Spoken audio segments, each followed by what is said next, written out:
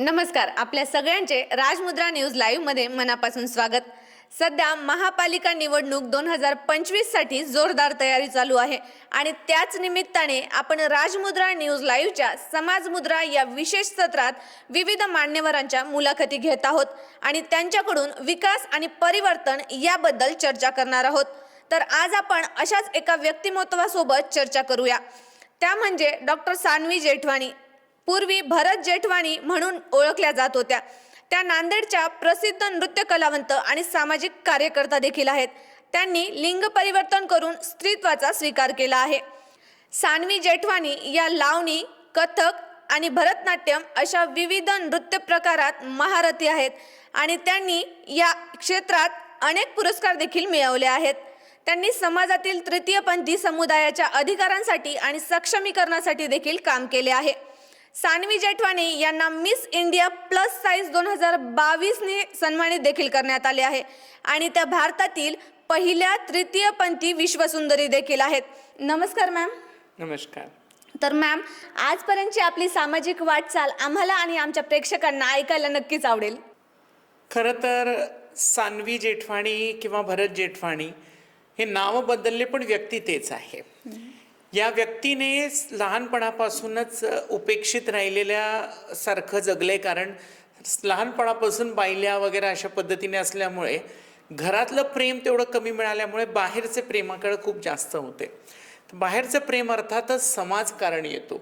जेव्हा तुम्ही समाजात वावरता, फिरता किंवा समाजालाच परिवार म्हणता, तेव्हा सामाजिक लोकांच्या ज्या समाजात उठता बसता ज्या लोकांच्या समस्या ते दिसतात. मग ही वाटचाल खरं तर मी जेव्हा माझा कॉलेजमध्ये गेले आणि कॉलेजमध्ये मी NSSची पार्ट झाले, NCCच्या पार्ट झाल्या, या सोशल वर्कमध्ये मी आले आणि नंतर कळालं की सामाजिक कार्य असतो, त्यासाठी NGO संस्था लागतात, कामं करू शकतो. मग या मार्गाने मी कॉलेजमध्ये लोकांची सेवा करणं, कॉलेजच्या माध्यमाने आम्ही कामाला सुरुवात केली. इथं माझी सामाजिक सुरुवात झाली. त्यानंतर मी सप्तरंग सेवाभावी संस्था नावाची संस्था सुरू केली. आम्ही पाणी फाउंडेशनसोबत पाणी अडवण्यासाठी काम केलं. जवळपास ब्लड डोनेशन कॅम्प्स इतके ऑर्गनाईज केले. त्यानंतर एका मोठ्या संघटनेसोबत जोडून गिनीस वर्ल्ड रेकॉर्डचं पण काम केलं. त्यानंतर एकता रॅली केल्या नांदेडमध्ये. त्यासोबत सांस्कृतिक कार्यक्रम आयोजित केल्या. विकलांग दिव्यांग लोकांसाठी सुद्धा विशेष सांस्कृतिक कार्यक्रम ऑर्गनाईज करून त्यांना फंड रेझिंग कार्यक्रम केले. अशा पद्धतीने सामाजिक उपक्रम माझ्या जवळपास 2012 पासून सुरुवात झालेली आहे. आज 2025 आहे. जवळपास 13 वर्षाची शृंखला आहे, ज्यामध्ये अनेक कार्य, झाडे लावण्याचे काम आम्ही अनेक भागांमध्ये केले. जेव्हा नांदेड दुष्काळग्रस्त झालं होतं, इथं पाऊस पडत नव्हतं, पाणी नव्हतं, तर आपण फाइंड आऊट केलं की अनेक ठिकाणी लोक सामाजिक उपक्रममध्ये झाडे लावत आहेत. झाडे लावून पाणी कसं नांदेडला एक फॉरेस्ट द्यावं, मियावाकीचे प्रोजेक्ट्स आले नांदेडमध्ये. आपल्या तहसील कार्यालयामध्ये जे मियावाकीचं प्रोजेक्ट लागलेलं आहे नांदेडच्या, तेव्हा तिथं श्रमदान करण्यासाठी आमची युवकांची टीम देखील काम केली. नाना नानी पार्कमध्ये काम केले. असे अनेक आम्ही काम केले 2012 पासून ते आतापर्यंत आमची सामाजिक वाटचाल सुरू आहे. आणि सध्याला मी तृतीयपंथींसाठी काम करते. पूर्ण महाराष्ट्रामध्ये तृतीयपंथींची मी सहउपाध्यक्ष आहे तृतीयपंथी कल्याण मंडळ महाराष्ट्र राज्याची. ते देखील आता काम माझ्याकडनं सुरू आहे. ओके मॅम, खूप छान. तर मॅम, यासोबतच वार्ड क्रमांक 17 मध्ये वंचित आहे, आपल्याला काय वाटतं? खरं तर वार्ड क्रमांक 17 म्हणजे गुरुद्वारा परिसर, तखत सचखंड श्री हुजूर अबचलनगर साहिब. ह्या गुरुद्वारा फक्त एक काय म्हणतात टुरिस्ट प्लेस नाही, तर भाविक भक्तांचं फार मोठं श्रद्धेचं स्थान आहे. गुरु गोविंद सिंगजींच्या पावन स्पर्शाने ही धरती पावन झाली आहे. नांदेडमध्ये तिथं आमच्याच एरियामध्ये वारडामध्ये सगळ्यात जास्त टुरिस्ट येतात, भाविक येतात. आणि सगळ्यात मोठी समस्या बाफना जे रस्ता येतो तिथं आमच्या वारडामध्ये, तो सगळ्यात मोठा त्रासदायक ठरतो. तिथं स्ट्रीट लाईट नाही आहेत. तिथं दर रविवारी बाजार भरतो. तिथं रस्ता आता काम सुरू झालं आहे. इलेक्शनच्या आधी रस्ता नीट नाही आहे. कित्येक ॲक्सिडेंट होतात. अंधार असल्यामुळे रात्री ये जायला तिथं व्यवस्थित हे दिसत नाही. कचरा साठतो. आणि सगळ्यात मोठं, मी ज्या गल्लीमध्ये राहते ते बाफना सिंधी कॉलनी. त्या बाफना सिंधी कॉलनीमध्ये दर पावसाळ्याला गुडघं एवढं पाणी भरते. मग ड्रेनेजची समस्या फार मोठी आहे. तिथं पाणी जात नाही. पाणी तिथं व्यवस्थित त्याचं नियोजन लावलेलं नाही आहे. आमच्या जिथं वार्डामध्ये वडार गली येतो ते पूर्ण चिखलवाडी करणे एरियामध्ये पाणी भरून जातो, लोकांच्या घरी पाणी शिरतो, तिथं व्यवस्थित लाईट्स नाही आहेत, रात्रीचं नियोजन काही नाही आहे. त्याबद्दल त्यांची समस्या खूप आहे. तिथं ड्रेनेज एकदम घराच्या बाहेर आहे, मग त्यांच्या आरोग्याची समस्या निर्माण होते. अशी अनेक समस्या आहेत माझ्या वार्डामध्ये, जे सध्या तिथली लोक खूप परेशान किंवा त्रस्त आहेत त्याच्यातून. Okay ma'am. मॅम, आपण उच्च शिक्षित आहात, पण आपलं एक काही राजकीय बॅकग्राऊंड नाही आहे, तरीसुद्धा आपण राजकारणात आता उतरण्याची तयारी करतायत, तर त्यामागं काय प्रेरणा आहे? खरं तर मी लहानपणापासून समाजकारणामध्ये मला खूप इंटरेस्ट आहे. पण असं म्हणतात ना, where there is a power there is more ways to do. म्हणजे जिथं पॉवर जास्त आहे तिथं खूप सारे काम करण्याची संधी मिळते. म्हणून मला पॉवरमध्ये येऊन काम करण्याची, राजकारणाशिवाय पॉवर येत नाही. आणि राजकारणात आल्यावर गादी मिळते, फंड्स मिळतो, तुम्हाला बोलण्याचा मोठा अधिकार असतो, सभागृहामध्ये आवाज गाजवायचा तुम्हाला अधिकार मिळतो. म्हणून माझी प्रेरणा होती की या समाजकार्य करण्यासाठी तुम्हाला राजकारणात पदार्पण करावं लागेल, राजकारणात मोठ्या पदावर यावं लागेल. राजकारणात काम करता करता तुम्ही सामाजिक कार्य देखील करू शकता, त्यासाठी तुम्हाला फंड्स मिळतो. कारण आम्ही सामाजिक अशा बॅकग्राऊंडतून येतो की जिथं आमच्यासाठी काही पारिवारिक पैसा नाही आहे, काही नाही. आम्ही फक्त फक्त लढा आणि तयार करा आणि लोकांच्या हितासाठीच काम करण्याची जेव्हा प्रेरणा मिळते, तेव्हा असं वाटतं की आपल्याला राजकारणात येऊन काहीतरी लोकांचं हित करायचं आहे. Okay ma'am. मॅम, आपण आत्ताच विकास कामांमध्ये आपण सांगितलं की तुमच्या वार्डमध्ये कोणते कोणते कामं अजून करायचे बाकी आहेत, तर त्या कामांसाठी आपली काय योजना आहे? खरं तर ज्या रस्त्या आणि स्ट्रीट लाईट, सगळ्यात पहिलं मला स्ट्रीट लाईट पाहिजे. आणि एवढे सगळे येत असताना माझ्या वार्डामध्ये सार्वजनिक शौचालयच फार कमी आहेत. एवढे टुरिस्ट प्लेस आहे, त्यानंतर तिथं येणारा वर्ग इतका आहे. तिथं आमच्याकडं पाहिलात आमच्या वार्डामध्ये तर फार जास्त गॅरेज वगैरे आहेत, श्रम करणारे लोक आहेत तिथं, रेग्युलरली लोक डेली वेजेसवाले काम करणारे लोक आहेत. त्या लोकांसाठी तिथं काही सुविधा नाही. साधा एक महानगरपालिकेची शाळा नाही, महानगरपालिकेचं तिथं आमच्याकडं वार्डामध्ये हॉस्पिटल नाही, तिथं काही सुविधाच नाही. सगळ्यात महत्त्वाचं सार्वजनिक शौचालयावर तिथं काम करणं गरजेचं आहे. आमच्या इथं जे डेली बिचारे तिथं काम करणारे गॅरेजवरती छोटे मोठे वर्कर आहेत, त्यांच्यासाठी आम्हाला काय उपाययोजना करता येईल ते बघावं लागेल. वडार गलीमध्ये जे घराच्या बाहेर लोकांच्या ड्रेनेजची एवढी अवस्था झालेली आहे, त्या बिचारांचं आरोग्य धोक्यामध्ये, ते दिवसभर घराबाहेर बसतात करतात, तिथं नियोजन लावणं गरजेचं आहे. लोकांना पाणीची समस्या इतकी मोठी आहे की पाणी फार क्वचित मिळतो, ते तर पूर्ण अख्खा नांदेड त्या समस्यातून झुंजतोय. तर माझ्या वार्डामध्ये माझ्या लोकांना पाणी व्यवस्थित मिळतंय का, त्यासाठी काय उपाययोजना करता येईल.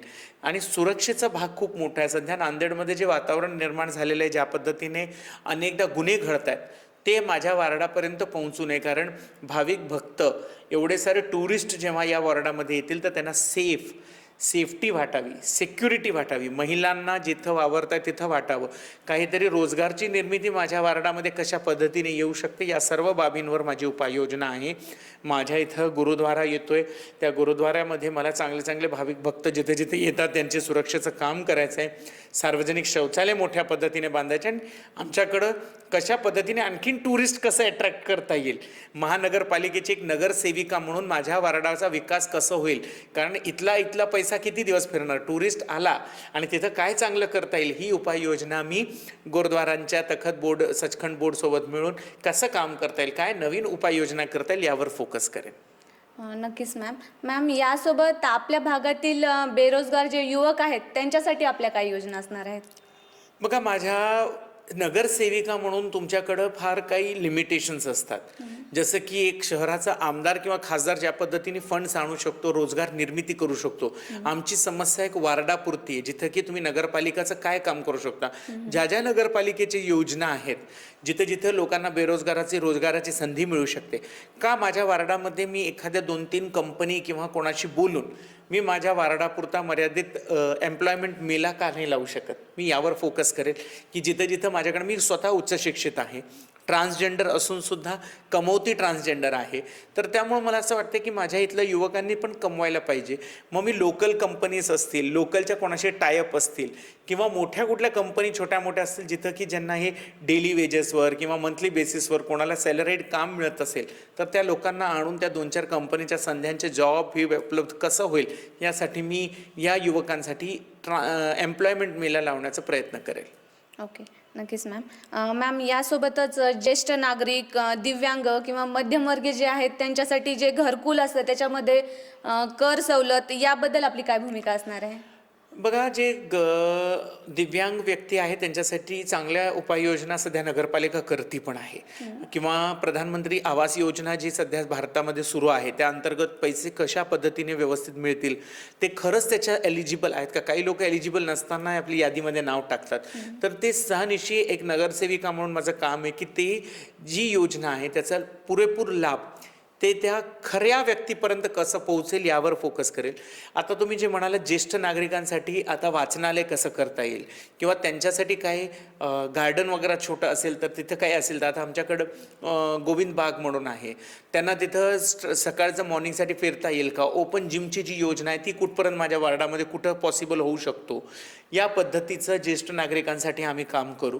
त्यासाठी जे घरकुल योजना आहेत ते व्यवस्थित, आता आमच्या एरियामध्ये स्पेसच नाही खरं तर घरकुल कुठं नाडाव. सध्या अशी परिस्थिती की फ्लॅटांमध्ये राहण्याची वेळ येईल कारण जमीनच नाही आहे, घरकुल आणणं लांब झालं आहे. तरी आम्ही प्रयत्न करू. चिखलवाडी भाग आहे, या भागात आणखीनही स्लम एरिया टाईप लोक राहतात, त्यांना जिथं जिथं गरज पडेल की त्यांना घरकुल मिळत आहे का नाही मिळत असेल त्या कशा पद्धतीने पूर्तता करावी आणि त्यांना घरकुल कसं मिळवता येईल यासाठी मी त्यांना नक्की मदत करेल आणि त्यांना पुरेपूर कागदपत्र व्यवस्थित कसं मांडावं यासाठी मी नेहमी तत्पर राहील. ओके, नक्कीच मॅम. मॅम या सगळ्या समस्यांव्यतिरिक्त अजून नागरिकांच्या ज्या तक्रारी असतात तर त्या तक्रारींविषयी किंवा त्या सोडवण्यासाठी आपण वेगळी काही स्वतंत्र यंत्रणा राबवणार आहात का? मी एक विचार केले की जर मी या भागातली नगरसेविका झाली तर मी 3 काम करणार आहे. सगळ्यात पहिले एक हेल्पलाईन स्पेशल नंबर सुरू करेल माझ्या वार्डापुरता. ते माझ्या सोबत 3ही जे नगरसेवक असतील ते कुठलाही भाग असो कसं असो आम्ही एक हेल्पलाईन नंबर घेऊ. यासाठी 24x7 त्या हेल्पलाईन नंबरवर त्यांनी एकतर व्हॉट्सअपवर किंवा कॉलिंग करून ज्या ज्या समस्या आहेत त्या नोंदणी करावी. ते रेकॉर्डेड माध्यमावर असेल कारण आता जमाना AIचा झालेला आहे. ऑटोमॅटेड हे सगळं जे काम आहे आर्टिफिशियल इंटेलिजन्सद्वारा त्यांची समस्या त्यांचे काय प्रश्न आहेत ते आमच्यापर्यंत यायला पाहिजे. सारखं सारखं त्यांनी मला शोधत नाही फिरलं पाहिजे, त्यांचं वेळ वाया नाही गेलं पाहिजे. त्यांनी त्यांचं काम फिम करत काही योजना समस्या असेल त्याचा फोटो आला की ही समस्या ही आहे, ती यंत्रणा तिथपर्यंत कसं. बऱ्याचदा असं होतं की फोनवर काही समस्या होऊ शकत नाही, त्यांना येऊन भेटावं लागतं, करावं लागतं.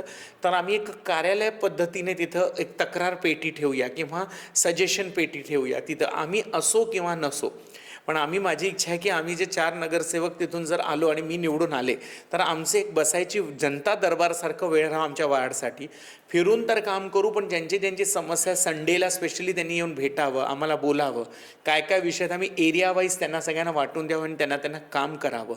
यात दुसरी योजना ही करणार आहे. आणि तिसरी सगळ्यात महत्त्वाची म्हणजे मी पहिलंच निवडून आल्या एक कागद देणार की काय काय प्रॉब्लेम आहे ते एकदाच सांगा म्हणजे पुढची 5 वर्ष मला तुमच्यासोबत काय करायचं आहे ते पहिलंच होमवर्क करून बसणार आहे आणि त्या पद्धतीने आपली योजना सुरू करेल. अचानक उद्भवलेले कामं वेगळे पण एक प्लॅनिंग करून काम केलं तर माणूस ठराविक काम जेव्हा करतो ठरून तेव्हा काही करू शकतो. अशा पद्धतीचे 3 माझ्या उपाययोजना आहेत यासाठी. ओके, नक्कीच मॅम. आता निवडणूक जवळ आली आहे तर आपल्या प्रेक्षकांना आपण काय आवाहन कराल? खरं तर मी आणखीन इच्छुक उमेदवार आहे. मी राजकीय पक्षांकडे नजरेने बघते की त्यांनी मला कुठंतरी तिकीट देतील आणि निवडून आणतील. कारण पक्षाकडं का मागणी करते ज्याचं कारण आहे की पक्षामध्ये मी सध्या मी तृतीयपंथी सेलची महाराष्ट्राची भारतीय जनता पार्टीची राज्य समन्वयक आहे. मला असं वाटतं की पार्टीमध्ये राहून मला आणखीन काम करता येईल कारण राज्यात देवेंद्रजी, देशात नरेंद्रजी आहेत.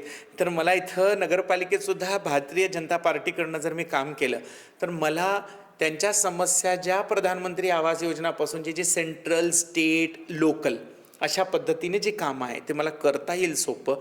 माझं लोकांना आव्हान हे की तुम्ही सर्वांनी माझ्या पाठीशी उभं राहावं आणि भारतीय जनता पार्टीला भाग पाडावं की मला तिकीट मिळावं जेणेकरून तुमच्यासाठी मला परिवार नाही आहे, मी तुमच्याच लोकातली अनाथांची नात होईल. कारण मी आज मला परिवार नसल्यामुळे तुम्हीच माझे मायबाप, जनताच माझी सेवक, जनताचे मी सेवक, जनताच माझे मायबाप होतील. मी जनतांसाठी काम करण्यासाठी तत्पर आहे. जिथं मोठ्या मोठ्या प्रस्थापित नेत्यांना आपलं घर मोठं करायचं असतं, परिवार मोठं करायचं असतं, परिवारातलं काम करायचं असतं, मला असल्यातलं काही करायचं नाही आहे. मी रोज सकाळी या म्हणलं आमच्याकडं चक्कर मारा, आम्ही तुमच्याकडं चक्कर मारू, काम करू.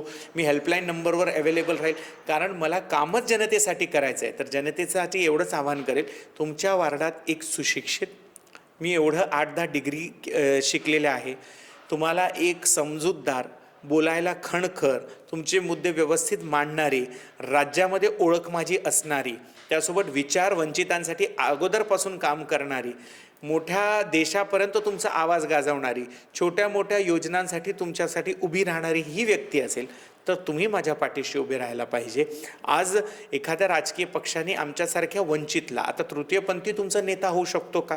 तुम्हाला असं जर वाटत असेल तर लिंग भेदभावाच्या पलीकडे एक मानवतेच्या दृष्टिकोनाने माझ्याकडे बघा, कारण एक मानव म्हणून मी नेहमी तुमची सेवेत राहील. मी गुरुद्वारात देखील अनेक वेळा सेवा केलेली आहे. आज मी कुठलाही जाती पक्ष भेदभाव न करता येणारा व्यक्ती सर्व माझ्यासाठी माझा वार्डातला व्यक्ती आहे, सन्माननीय व्यक्ती आहे. आज मी फक्त राजकीय भाषणासाठी बोलत नाही. उद्या मी जिंकून येऊ न येऊ, तिकीट मिळो न मिळो, तुम्ही कधी माझ्याकडे या. तुम्हाला तुमची सेविका नाही मिळाली तर मी नावाची जेठवाणी नाही, आणि तुमच्या सर्वांच्या हातात माझ्या कामाची किल्ली देते. ज्या दिवशी वाटलं त्या दिवशी तुम्ही मला येऊन सांगायचं की तू आमच्या कामाची नाही, मी इमिजिएटली तुमचं ऐकेल आणि त्यातून राजीनामा देईल. तुमची कामाची संधी द्या आणि काम माझ्याकडनं करून घ्या, एवढीच जनतेकडनं आव्हान आहे. जनतेला आव्हान करते, तुमची लेक, तुमची माय, कोणी आम्हाला तृतीयपंथ्यांना माय म्हणतं, कोणी बहीण म्हणतं, कोणी लेक म्हणतं, जे नातं द्याल ते मान्य आहे, पण काम करण्याची संधी द्या, एवढी इच्छा आहे. धन्यवाद मॅम. तर या होत्या डॉक्टर सान्वी जेठवानी मॅम, ज्यांनी शिक्षण, कला आणि संस्कृती अशा विविध क्षेत्रात कार्य केले आणि त्यासोबतच सामाजिक क्षेत्रात देखील त्यांनी आपला ठसा उमटवलेला आहे. आपण त्यांना आज ऐकलेलंच आहे, त्यांनी खूप छान कार्य केलेलं आहे. तर धन्यवाद मॅम, आपण आम्हाला वेळ दिलात. धन्यवाद, थँक्यू. तर आपल्याला काय वाटतं, नेमकं कोण निवडून येईल आपल्या वॉर्डामध्ये, आणि आपल्या प्रभागातील समस्या आम्हाला कमेंट करून नक्की कळवा. पुन्हा भेटूया पुढील मान्यवरांसह. तोपर्यंत पाहत रहा राजमुद्रा न्यूज लाईव्ह. धन्यवाद.